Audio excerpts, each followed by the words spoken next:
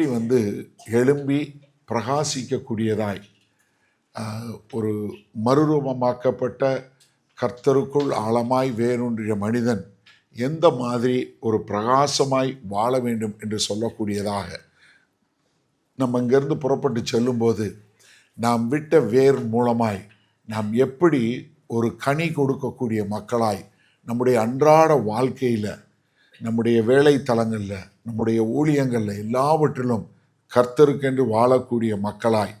ஏன்னா நம்ம பார்த்தது போல் there are lot of hidden roots. ஏன்னா நம்மளுடைய வேர் விட்டது ஆழமானது, மறைவானது, அது மற்றவர்கள் கண்களுக்கு தெரியாது. ஆனால் கர்த்தர் தான் நம்மளை மேலே எழும்ப செய்ய வேண்டும். நாம் கர்த்தருடைய வார்த்தையில் எந்த அளவுக்கு ஆழமாக ஊண்ட அவர் என்ன பண்ணுவார்? கர்த்தர் நம்மளை உயர எழுப்பக்கூடிய ஒரு காரியத்தை செய்வார். அவர் நம்மளை வளர்த்துவது மாத்திரமில்லை, நம்மளை பலப்படுத்தக்கூடியவராய், நம்மை திடப்படுத்தக்கூடியவராய், என்ன நோக்கத்திற்காய் நம்மை பிடித்து கொண்டாரோ அந்த நோக்கத்தில் நம்மளை கொண்டு போய் முடிக்கக்கூடிய கிருபை அவர்கிட்ட தான் வரணும். ஏன்னா அவர் தான் நம்மளை அந்த பூமிக்கு அனுப்பிச்சார், அவர் தான் நமக்கு ஒரு நோக்கத்தை கொடுத்தாரு. அதை நம்ம புரிந்து கொண்டோம். இப்போ நம்ம எப்படி வேர் விட வேண்டும், எப்படி நாம் அவருடைய வார்த்தையிலிருந்து அந்த ஆழங்களையும், எப்படி பரிசுத்த ஆவியானவரிடமிருந்து அவருடைய காரியங்களையும் கற்றுக்கொள்ள வேண்டும் என்று வரும்போது, இயற்கையாகவே தேவன் நம்ம அவருடைய திட்டத்தோடு நம்ம அலைன் ஆகும்போது, நாம் அவருடைய நோக்கத்தோடு நம்ம அலைன் ஆகும்போது, அவர் நம்மளை வளர்த்தி நம்மை ஒரு ஆசீர்வாதமாக மாற்றுவார். அது மாத்திரமல்ல, நம்மை கொண்டு கர்த்தர் பெரிய காரியங்களை செய்வார். அப்போ என்னன்னா, நம்ம மேலே வருவதற்கு என்ன, நம்மளை எதற்காக கர்த்தர் நடுகிறார் என்றால், நம்மை பிரகாசிப்பதற்காகத்தான் கர்த்தர் நடவே செய்கிறார். நம்ம ஏன் வேர் ஊண்டி இது பண்ணுறோன்னா, நம்ம வெளியே கர்த்தருக்கென்று வாழக்கூடிய மக்களாய். ஏசாயா 61வது அதிகாரத்தில் 3வது வசனம் பாருங்க. சீர்படுத்தவும் அவர்களுக்கு சாம்பலுக்கு பதிலாக சிங்காரம். அதாவது பழைய ஏற்பாட்டு காலத்திலையும் சரி, இப்பவும் சரி, சாம்பல்னால என்ன, ஒரு சோகத்துக்கு கொடுக்கக்கூடியதான் சாம்பல்.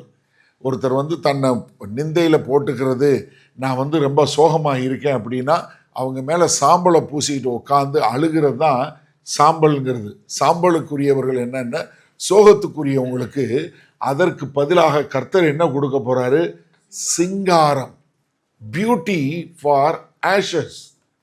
எவ்வளோ ஒரு அருமையான ஒரு டிரான்ஸ்ஃபர்மேஷன் பாருங்க. நம்ம இனிமேல் துவண்டு போய் அழக்கூடிய மக்களாக இருக்க வேண்டியது அவசியம் இல்லை. ஆண்டவரே, நான் செய்கிறது இது, இப்படி இருக்கேன், அங்கே இருக்கேன், இதை இருக்கேன், இல்லை. நம்ம என்ன, கர்த்தர்கிட்ட வரும்போது நம்முடைய சாம்பலை சிங்காரமாக மாற்றக்கூடிய தேவன். என்னன்னா, நம்மளுடைய கடந்த காலம் நம்முடைய எதிர்காலத்தை முடிவு செய்வதே இல்லை. நீங்கள் தயவு செய்துங்கிறது போகும்போது நினச்சிக்கோங்க, your fast failure does not determine, does not decide, does not dictate your future. உங்களுடைய எதிர்காலத்தை ஒரு காலம் அது பண்ணவே முடியாது.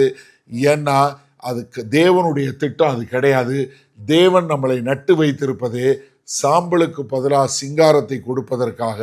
அப்போ தேவன் தன்னுடைய திட்டத்தை என்ன பண்ண மாட்டார்? கைவிடவே மாட்டார். அப்போ சாம்பலுக்கு பதிலாக சிங்காரமோ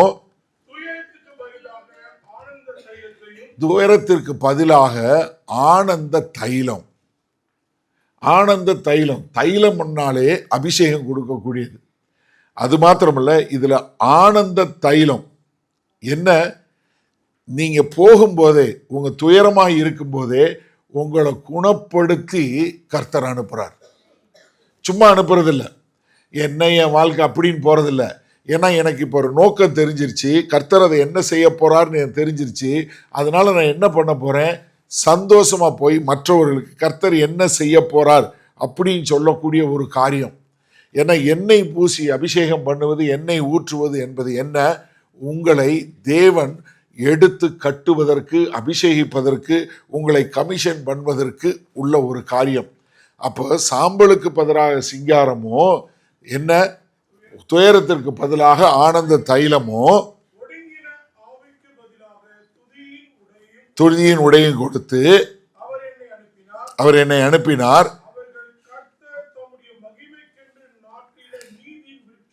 அல்லேலூயா. என்ன? அவர் நாட்டின நீதியின் விருட்சங்கள் நம்ம. கர்த்தர் தான் நம்மளை பிளான் பண்ணி இருக்கிறாரு. உங்களை எங்க கர்த்தர் வச்சிருக்கிறார் அங்க போட்டது, உங்களை விதையா போட்டு எங்க உங்க மேல மண்ணள்ளி போட்டாரோ அது கர்த்தர். ஏன்னா உள்ள இருந்து வெளியே வரப்போகுது.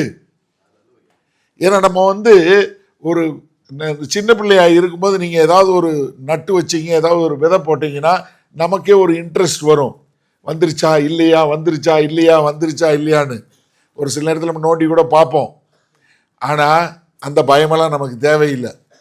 என்ன? நிச்சயமாக வெளியே வரும். கர்த்தர் நமக்கு என்ன கொடுத்துருக்கிறாரோ அது என்ன? நமக்கு ஒரு ஸ்திரத்தன்மையும் நமக்கு ஒரு பலத்தையும் நம்ம ஒரு நீண்ட காலமாக செழிக்கக்கூடிய ஒரு தன்மையும் கர்த்தர் நிச்சயமாக கொடுப்பார். நான் அதனால தான் மறுபடியும் சொல்கிறேன், எனக்கு அருமையானவர்களே, உங்களுடைய கடந்த காலம் உங்களுடைய எதிர்காலத்தை நிர்ணயிக்காது. You may have gone through so much of problem. உங்கள் வாழ்க்கையில் எல்லாம் முடிஞ்சு போச்சுன்னு நினைக்கக்கூடிய ஒரு நிலைமையில கூட வந்திருக்கலாம் அந்த கேம்புக்கு வரும்போது. ஆனால் இப்போ உங்களுக்கு லேசாக ஒரு துளிர் விட்டுருக்கலாம். ஆண்டவர் எனக்குன்னு ஒரு காரியம் வச்சிருக்கிறாரு, என்னைய நேசிக்கிறாரு, என்னைய தெரிந்தெடுத்திருக்கிறாரு, என்னைய நட்டு வைத்திருக்கிறார். கண்டிப்பாக நான் செலும்பி பிரகாசிப்பேன், நீதியின் விருட்சமாக வருவேன். என்னை காண்பவர்கள் தேவ நீதியை காணக்கூடியதாக. ஏன்னா உங்களை ஒரு ஆக்சிடென்ட் கிடையாது, கர்த்தர் தெரிந்தெடுத்து உங்களை நட்டு வைத்திருக்கிறார். ஒரு நோக்கத்தோடு நீங்க நடப்பட்ட இடமும் சரி, நடப்பட்ட காரியமும் சரி, உங்களுக்கு என்ன படிக்கணும், என்ன வேலை செய்யணுங்கிற ஒரு டிசையரே கர்த்தர் கொடுக்கிறது. நீங்க பிசினஸ் பண்ணணும்னு சொல்லி ஒரு சிலருக்கு இருக்கும், ஒரு சிலருக்கு ஐயோ பிசினஸே வேணான் இருக்கும். எல்லாருக்கும் ஒரு தனித்தன்மையான ஒரு தன்மையை கொடுத்து நம்மளை பிளான் பண்றது கர்த்தர். அப்போ நம்ம என்ன செய்யணும்னா, நம்மளுடைய கடந்த காலத்தில் நமக்கு ஒரு சுகம் உண்டாக வேண்டும். There should be a healing. நீங்கள் இங்கேருந்து போகிறதுக்கு முன்பாக நான் மறுபடியும் சொல்கிறேன், உங்களுக்கு என்ன செஞ்சுருந்தாலும் சரி, நம்ம நேற்றைக்கு இரவுக்கு முந்தா நாள் இரவு பார்க்கும்போது எப்படி மன்னிக்கணும், கசப்பான வேற பிடுங்கணும்னு சொல்லி சொன்னோம் இல்லையா? நம்மளுடைய என்னவாக இருந்தாலும் சரி, ஏன்னா நம்மளுடைய ஊழியம் என்ன என்பது நம்மளுடைய ஃபெயிலியர்ல இருந்தால் வரும். பெரும்பாலும் நான் எந்த பகுதியில் தோத்து போனேன், எந்த பகுதியில் நான் ஏமாற்றப்பட்டேன், எந்த பகுதியில் நான் வஞ்சிக்கப்பட்டேன், அப்படி வஞ்சிக்கப்படுகிற மக்கள், அப்படி நிந்தைப்படுகிற மக்கள், அப்படி ஏமாற்றப்படுகிற மக்கள்கிட்ட நீ எப்படி வாழ முடியும் சொல்ல முடியும்? ஏன்னா நான் இப்படி இருந்தேன், என்னை கர்த்தர் பலப்படுத்தினார், திடப்படுத்தினார், என்னை நட்டு வைத்தார், இன்னைக்கு நான் ஒரு ஆசீர்வாதமாக இருக்கிறேன் என்று சொல்லக்கூடிய ஒரு காரியம். அப்போ என்ன? நம்முடைய ஒன்றுக்கு பதிலாக ஒன்று கொடுக்கிறார். சாம்பலுக்கு பதிலாக சிங்காரம், துக்கத்துக்கு பதிலாக ஆனந்த தைலம். அவர் என்னை ஸ்திரப்படுத்தி நட்டு வைத்திருக்கிறார்னா காரணம் என்னன்னா, நான் என்னுடைய கடந்த காலத்தில் இருந்த காரியத்தை நான் என்னுடைய ஊழியமாக பார்க்க கற்றுக்கொள்ள வேண்டும். ஏன்னா நமக்கு நிறைய நேரங்களில் நம்ம இந்த ஐசிஆர்எம் தொடங்கும் போது நான் சொன்னது அதுதான். ஏன்னா எப்படி இப்படிப்பட்ட மக்களுக்கு நம்ம எப்படி உதவி செய்ய முடியும்? அப்போ என்ன தெரியுமா செஞ்சோம்? இப்படி இருக்கக்கூடிய மக்களுக்கெல்லாம் நான் கான்டாக்ட் பண்ணேன், நம்ம அவங்களோட தொடர்பு கொண்டோம். அவங்க எல்லாம் they were all coming forward. நான் என்ன செய்ய முடியும், நான் எப்படி இது பண்ண முடியும்? காரணம் என்ன? என்னுடைய துக்கத்துக்கு பதிலாக சிங்காரம், என்னுடைய துயரத்துக்கு பதிலாக ஆனந்த தைலம். நான் பட்ட பாடு மற்றவர்களுக்கு ஒரு ஆசீர்வாதமாக மாறணும். ஒரு பெரிய சம்பவம், நீங்கள் மேரி ஜான்சன் என்று சொல்லக்கூடிய 1993 அவங்களுடைய பையன், லார்மேனியம் என்று சொல்லக்கூடிய பையன் ஒரு பார்ட்டிக்கு போகும்போது அவன் கொலை செய்யப்படுகிறான்.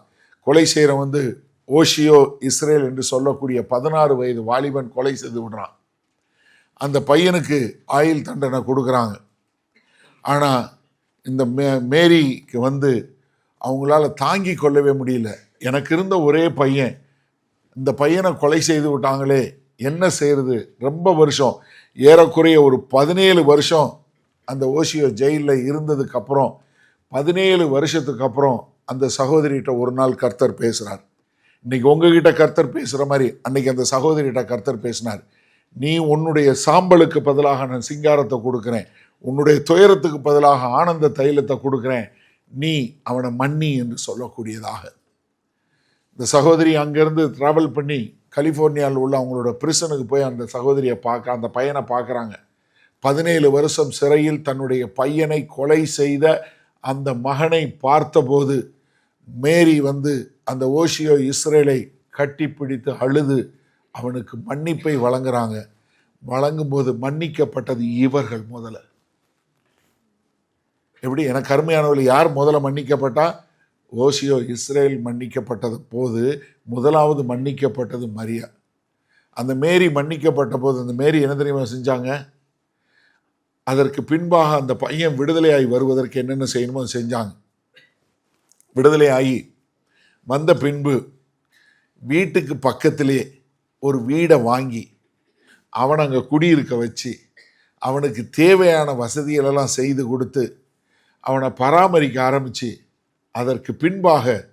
இதற்கு பின்பாக ஒரு பெரிய தேவ நோக்கம் இருக்குது அப்படின்னு புரிஞ்சுட்டு அதற்கு பின்பாக என்ன தெரிய செய்ய ஆரம்பித்தாங்க? 2 பேரும் ஒன்றா பிரயாணப்பட்டு அநேக ஊர்களுக்கு போய் தேவன் எப்படி சாம்பலுக்கு பதிலாக சிங்காரத்தை கொடுப்பார், எப்படி துயரத்துக்கு பதிலாக ஆனந்த தைலத்தை ஊற்றி என்னுடைய பழையவைகள்லாம் மறக்க வைத்து நான் நிம்மதி இல்லாமல் பாடுகளில் நிற்கதியாக இருக்கக்கூடிய மக்களுக்கு எப்படி ஒரு சமாதானத்தை கொடுக்க முடியும் என்று சொல்லக்கூடியதா. எனக்கு அருமையானவர்களே, அது லகுவான காரியம் கிடையாது. ஆனால் என்ன, எப்போ உங்களுடைய இருதயத்தில் கர்த்தர் என்னை எதற்காய் நட்டு வைத்திருக்கிறார், என்னை எப்படி என்னுடைய துக்கத்தை என்னுடைய சாம்பலை மாற்ற போகிறார் அப்படிங்கிற ஒரு எண்ணம் வரும்போது தான் நீங்கள் என்ன பண்ணுவீங்க?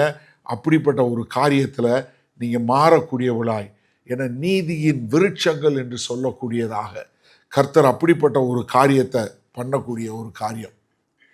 அது மாத்திரமல்ல, இந்த வேர் தான் என்ன பண்ணும், நீங்கள் எப்படி கனி கொடுக்க போகிறீங்கிறத.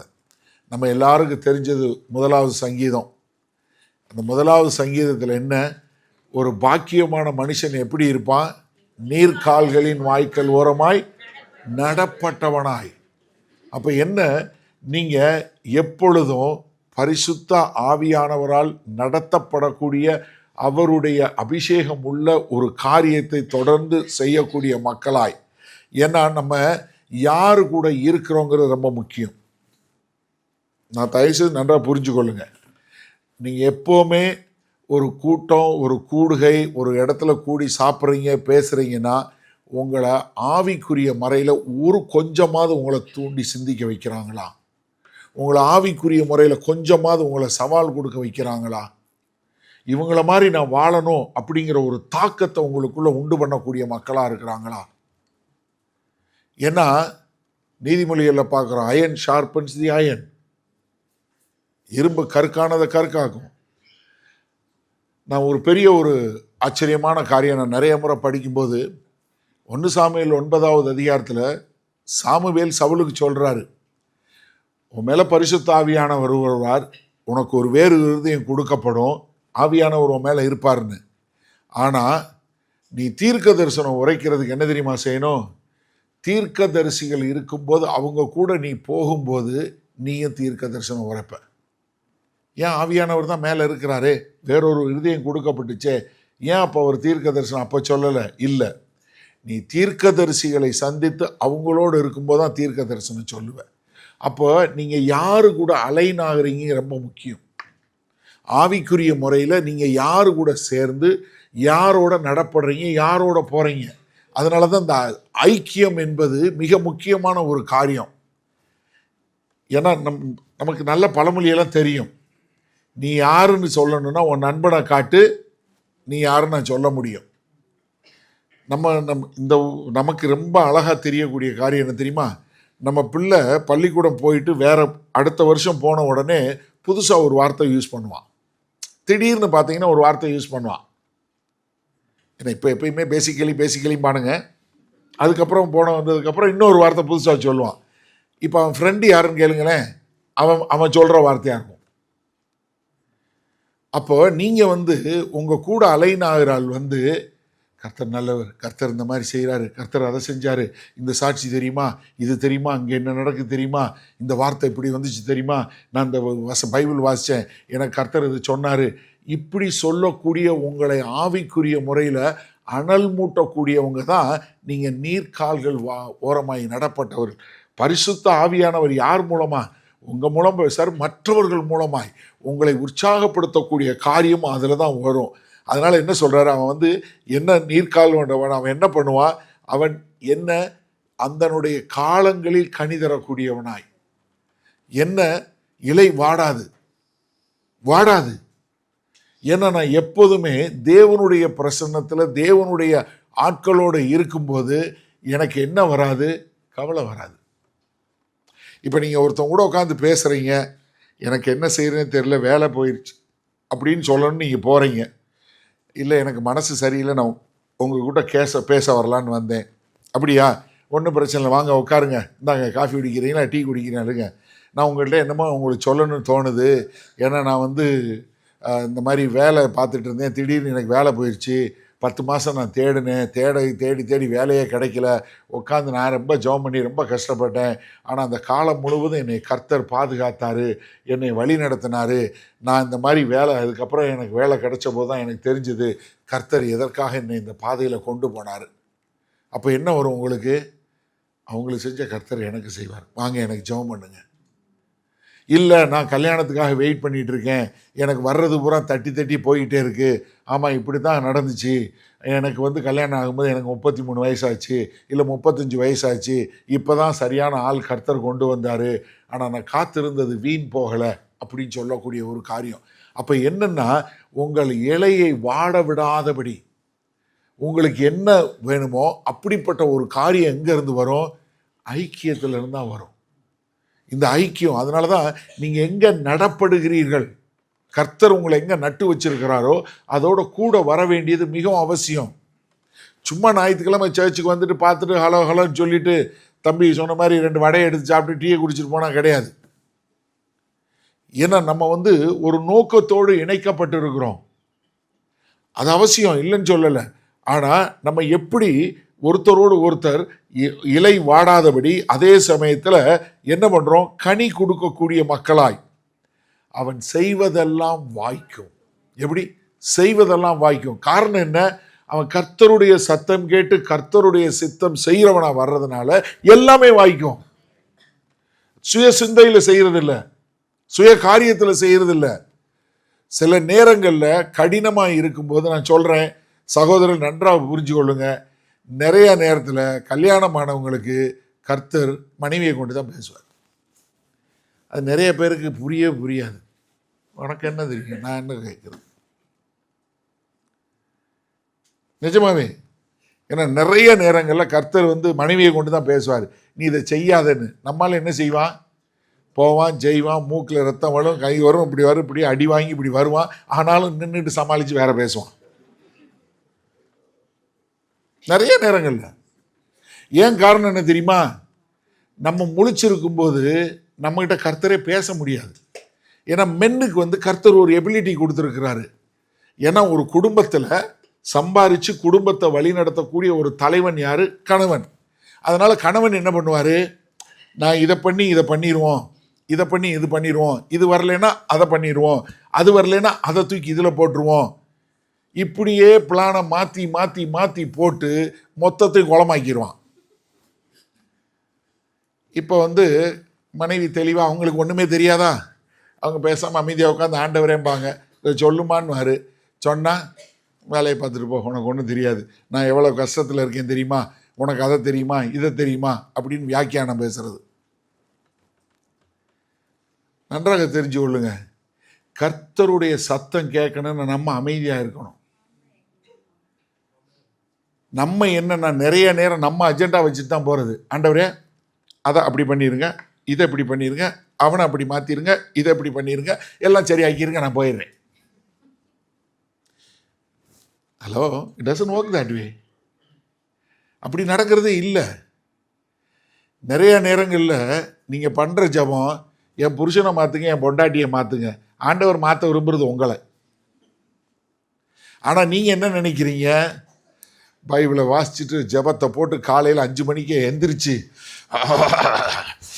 வல்லமை வல்லமை ஆண்டவரே என் புருஷனை மாற்றுங்க, என்ன சொன்னாலும் கேட்கவே மாட்டேங்கிறான். இல்லை, நிறைய நேரங்களில் பார்த்தீங்கன்னா நம்ம ஜெபம் அடுத்தவங்கள மாற்றுறதுக்கே இருக்கும். என்னைய மாற்றுங்க ஆண்டவரே, நான் இப்படி வரணும்.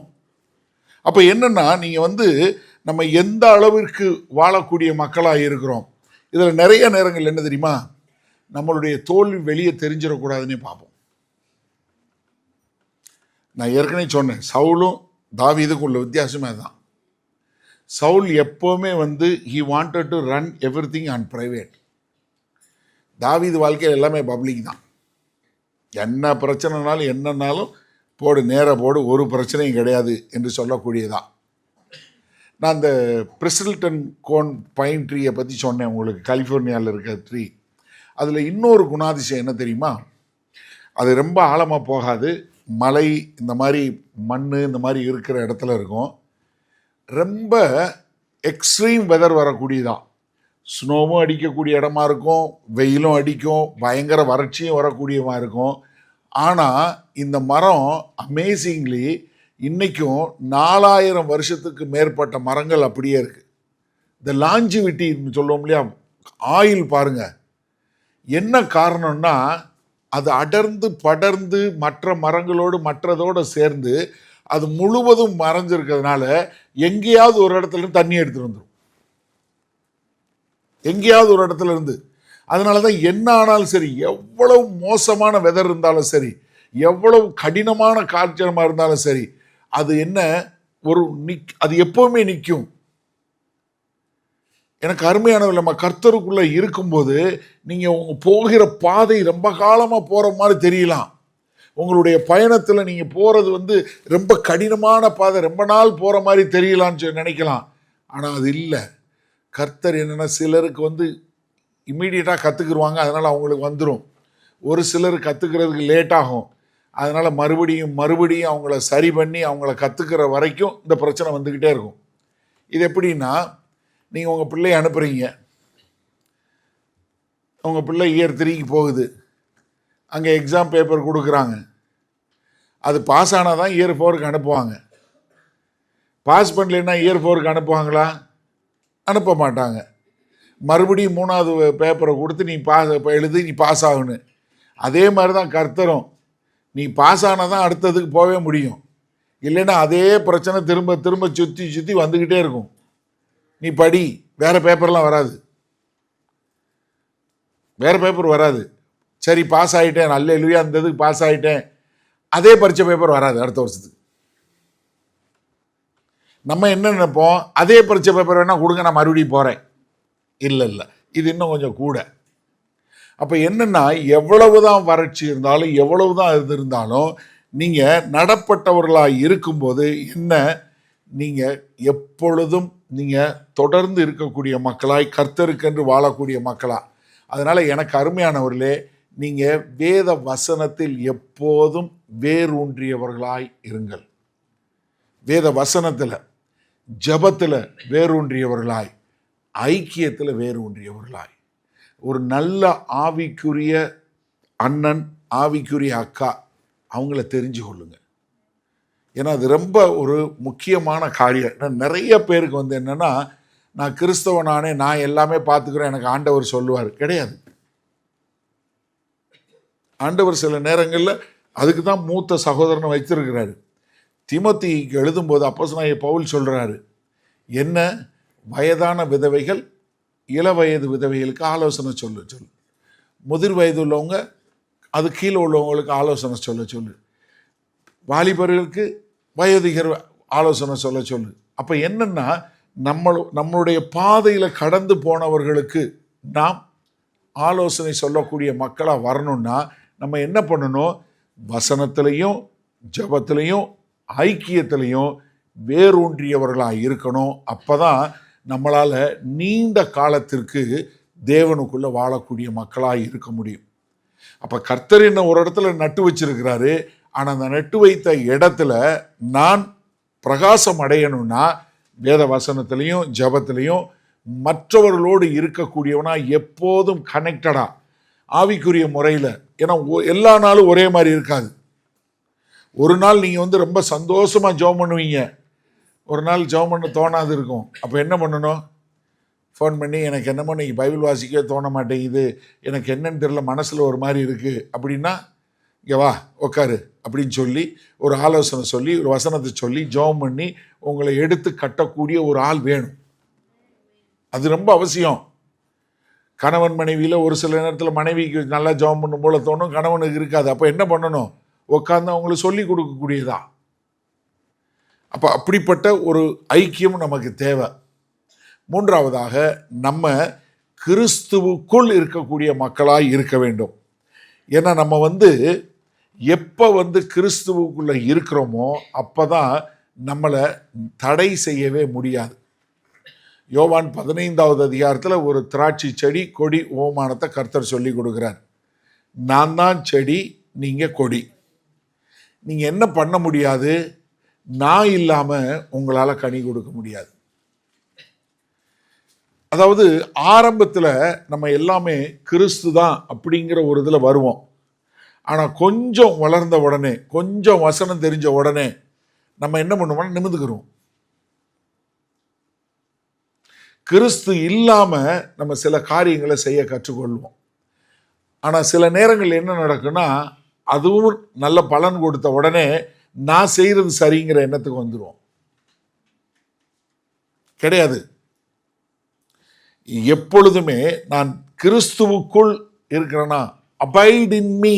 ரொம்ப அழகா அபைட் இன் மீ, ரொம்ப ஒரு அருமையான வார்த்தை. இயேசு கிறிஸ்து சொல்றாரு, அபைட் இன் மீ, எனக்குள்ள இரு, எனக்குள்ள. அப்ப கிறிஸ்துவுக்குள்ள இருக்கக்கூடிய ஒரு காரியம் என்ன? அவர் என்னை வழி நடத்துகிறார், அவர் என்னுடைய ஆண்டவர், நான் அவருடைய அடிமை. அந்த ஒரு ஹியூமிலிட்டி, அந்த ஒரு மனத்தாழ்மை, நான் அவருக்குள்ள அடங்கி இருக்கக்கூடிய ஒரு காரியம். அது மாத்திரமல்ல, அவர் என்ன சொல்றாரு? என்னை அல்லாமல் நீ கனி கொடுக்க முடியாது. என்னை அல்லாமல் கொடுக்க முடியாது. You can produce any fruit without Christ.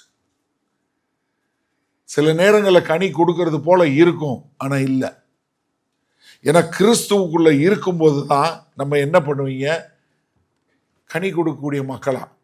அடுத்து சொல்லும்போது என்ன சொல்றாரு? எனக்குள்ள நீங்க அடங்கி இருக்கும்போது நீங்கள் அதிக கனி கொடுக்கக்கூடியவர்களாய், 30 இல்லை 60 இல்லை 100 மடங்கு கனி கொடுக்கக்கூடிய மக்களாய்.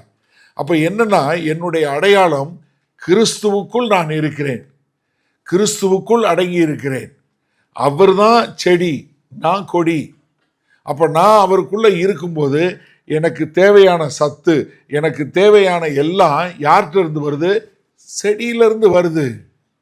நான் ஒன்றும் பண்றதே இல்லை, அங்கிருந்து வாங்குறேன், அதை பெற்றுக்கொண்டு நான் கனி கொடுக்குறேன், அவ்வளவுதான். நான் ஒன்றும் செய்யறது இல்லை. நம்ம அதை தெளிவாக புரிஞ்சு கொள்ளணும். நான் அதனால தான் கர்த்தர் ரொம்ப ஞானமாக சொல்லி கொடுக்கும்போது நம்மளை ஆடுன்னு சொல்லுவார், செம்மறி ஆடுன்னு.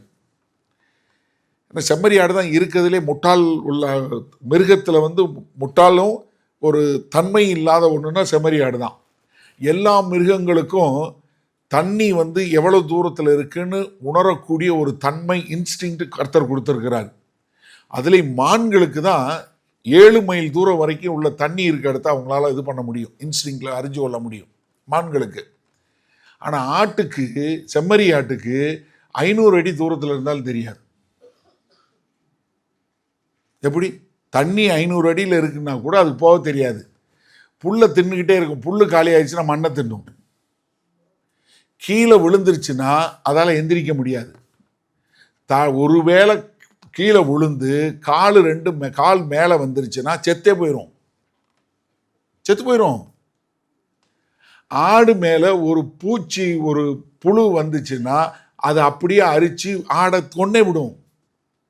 அதனால தான் மேய்ப்பன் என்ன பண்ணுவான்? ஆடு மேலே எண்ணெயை ஊற்றுவான், அந்த எண்ணெயில் இருக்கிற பூச்சியெல்லாம் வலிக்கு கீழே விழுந்துரும்னு.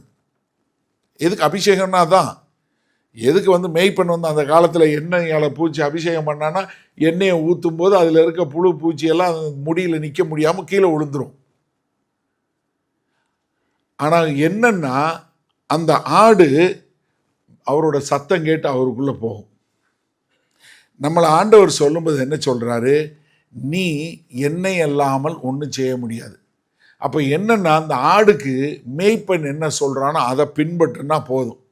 இந்த ஆடை என்ன செய்வான் மேய்ப்பன், காலையில் கொண்டு போய் நல்ல புல் இருக்க இடத்துல விடுவான். வேணும் அளவு சாப்பிடும். போதும்னு சொல்ல தெரியாது, அவனுக்கு தான் தெரியும். அவன் சரின்னு கொண்டு போதும் வா அப்படின்னு கொண்டு வந்து அடைச்சி தொழுவத்தில் அடைச்சினானா எடுத்து மறுபடியும் நல்லா மென்று எல்லாத்தையும் டைஜஸ்ட் பண்ணி குட்டி போடணுமா குட்டி போடும், பால் கொடுக்கணும் பால் கொடுக்கும், அடுத்து எப்போ திறந்து விடணும் அப்போ போகும், சாப்பிடும். மறுபடியும் அது எண்ணத்துக்கு வச்சுருக்கோ அதை செய்யும். இதைத்தான் நம்மகிட்ட சொல்கிறார். உனக்கு எப்போ சாப்பிடணுமா நான் கதவை திறந்து விடுறேன், போ சாப்பிடு. நீ என்ன செய்யணுமோ அதை செய், வா. உன்னை என்ன பாதுகாக்கணுமா நான் பாதுகாக்கிறேன், உன்னை பராமரிக்கணுமா பராமரிக்கிறேன், உன்னை போஷிக்கணுமா போஷிக்கிறேன். நீ என்ன பண்ணு, என் சத்தத்தை கேட்டு என் பின்னாடி வா. இது கடினமா? இப்போ நம்ம என்னன்னா எக்ஸ்பர்ட் ஆகி மெய்ப்பனுக்கு டைரக்ஷன் கொடுக்கறது, அதுதான் பிரச்சனை. என்னைய அந்த நிலத்துக்கு வேணால் இந்த நிலத்துக்கு கூட்டு போங்க, அந்த பையன் வேணால் இந்த பையன் கொடுங்க, அந்த பொண்ணு வேணால் இந்த பொண்ணு, அந்த மாப்பிள்ளை வேணால் இந்த மாப்பிள்ளை, அந்த பிள்ளை வேணால் இந்த பிள்ளை, அந்த வேலை வேணால் இந்த வேலை, இது வேணால் அது. எது ஆடு கேட்குமா? இல்லை. மேய்ப்பன் என்ன சொல்கிறானா அதை கேட்டு பின்னாடி போகும். சிம்பிள். கிறிஸ்டியன் லைஃப்பை மாதிரி ரொம்ப ஈஸியான வாழ்க்கை எதுவுமே கிடையாது.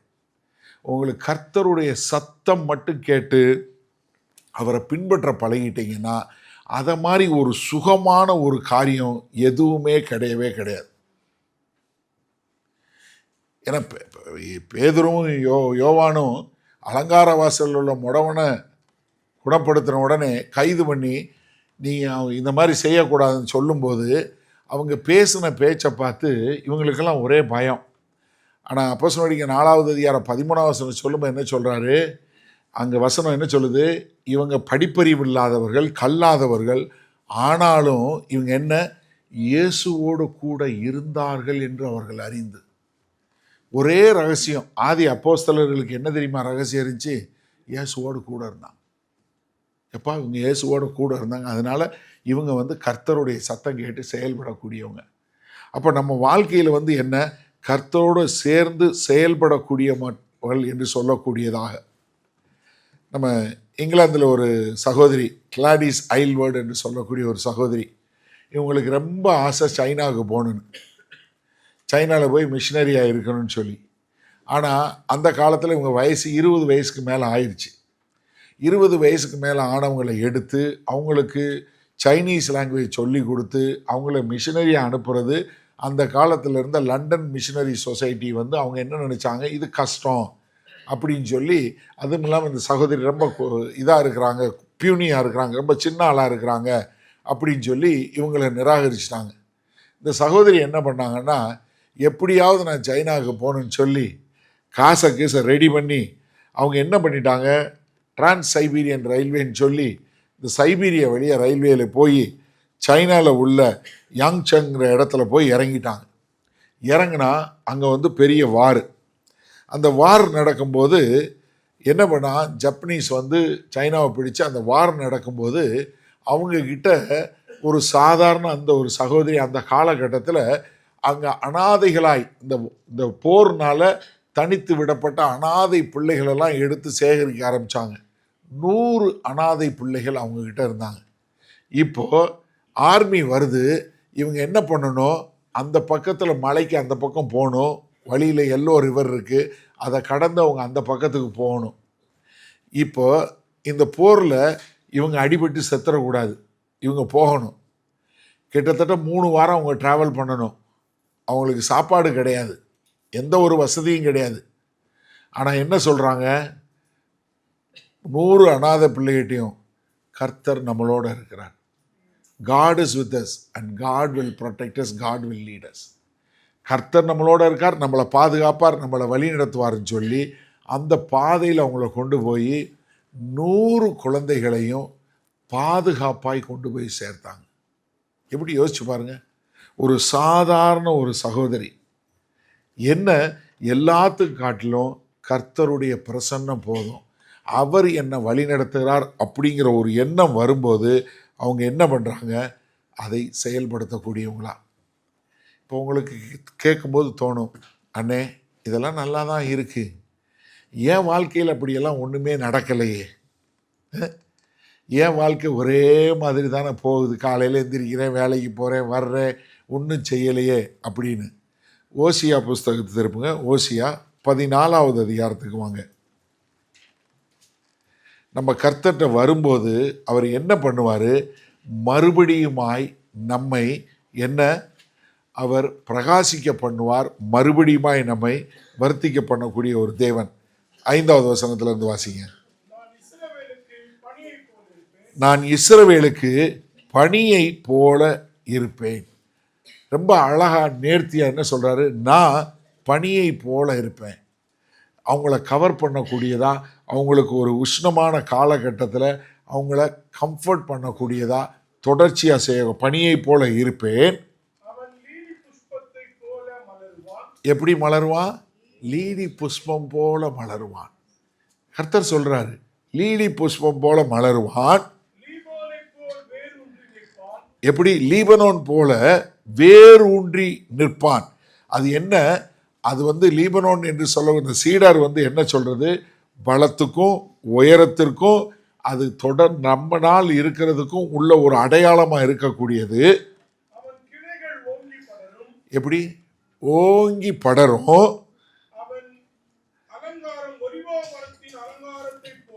போலவும்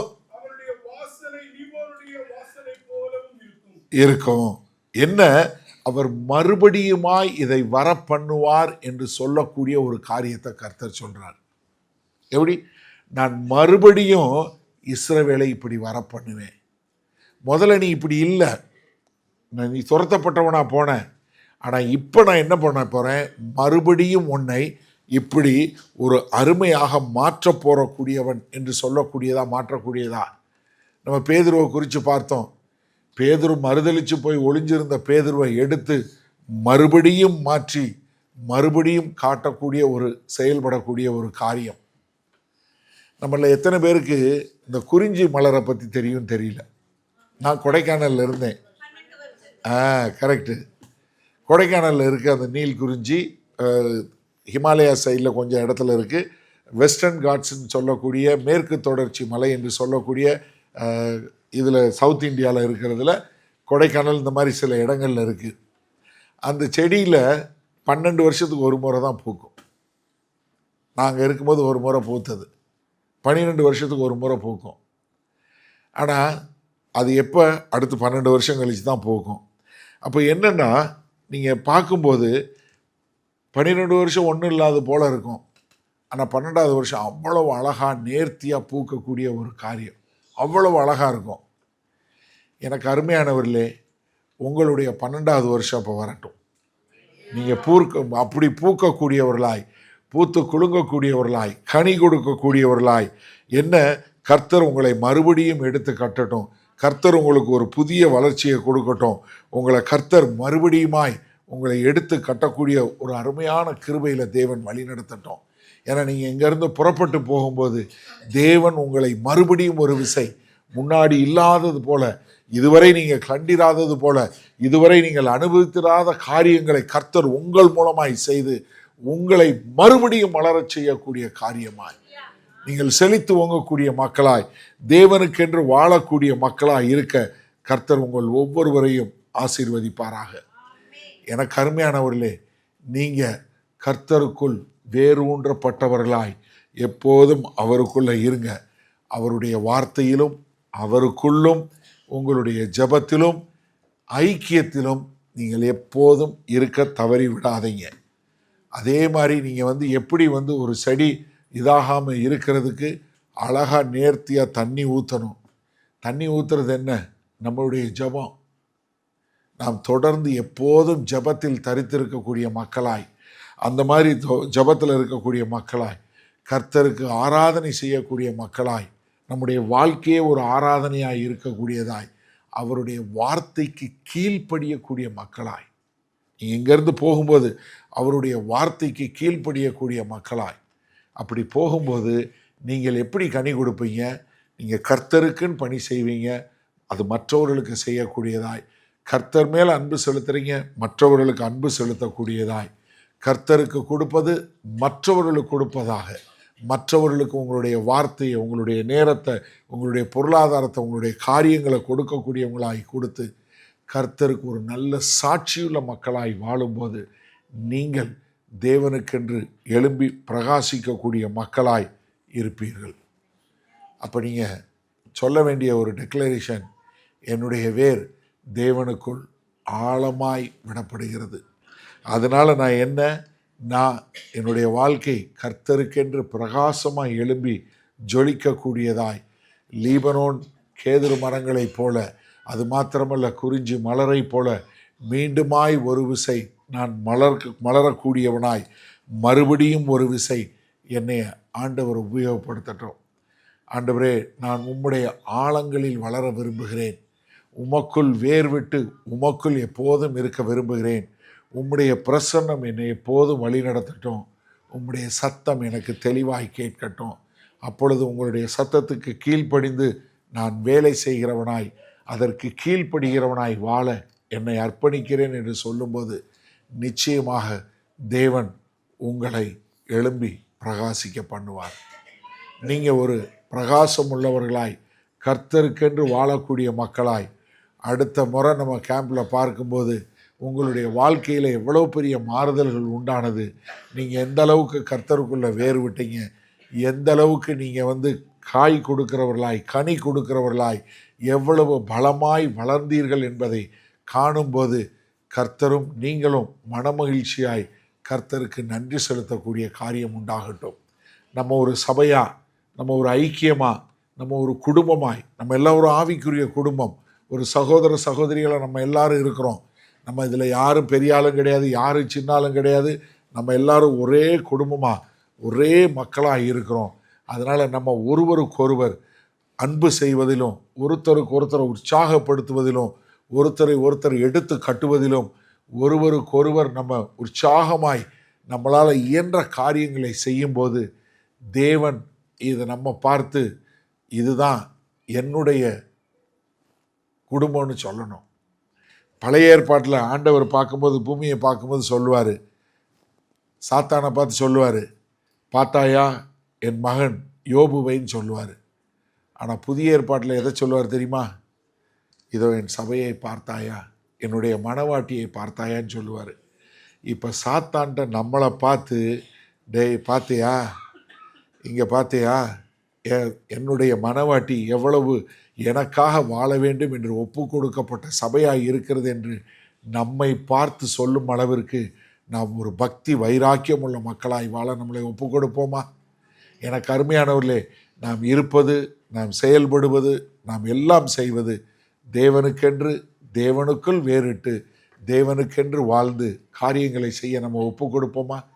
ஒரு நிமிஷம் நம்ம எல்லாரும் எழும்பி நின்று கர்த்தருக்கு ஒப்பு கொடுத்து, ஆண்டவரே நாங்கள் எதிர்நோக்கி போகிறோம், ஆண்டவரே இந்த வருஷத்தை நாங்கள் எதிர்நோக்கி போகிறோம். இந்த வார்த்தையை பிடித்து கொண்டு நாங்கள் கிறிஸ்துவுக்குள் நடப்பட்டோம், கிறிஸ்துவுக்குள் கட்டப்பட்டோம், கிறிஸ்துவுக்கென்று எழுப்பி பிரகாசிப்போம்.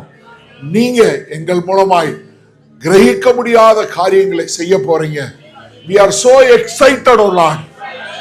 ஆண்டவரே, நாங்கள் மிகுந்த எதிர்பார்ப்போடு போகிறோம். ஆண்டவரே, நாங்கள் போய் ஆண்டவரே எங்களுடைய குடும்பங்கள்ல மாறுதல், எங்களுடைய வேலை தலங்கள்ல மாறுதல், எங்களுடைய ஊழியங்கள்ல மாறுதல், எங்களை காண்பவர்கள் உம்மை காணட்டும். ஆண்டவரே, அப்படிப்பட்ட தேவ கிருபை உண்டாகட்டும். ஆண்டவரே, எங்களை தாழ்த்தி ஒப்பு கொடுக்கிறோம் இயேசு கிறிஸ்துவின் மூலம் பிதாவே, ஆமென்.